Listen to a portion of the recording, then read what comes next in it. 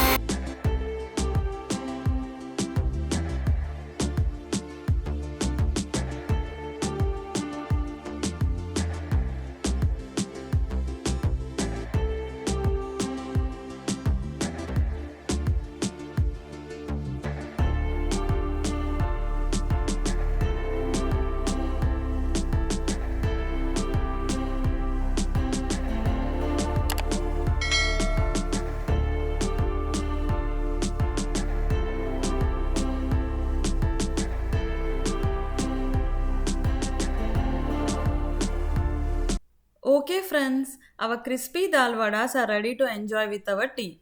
This can also be served as side for lunch or dinner. If you like this recipe, please don't forget to like, share and subscribe Gruhinis World. Thank you. Bye.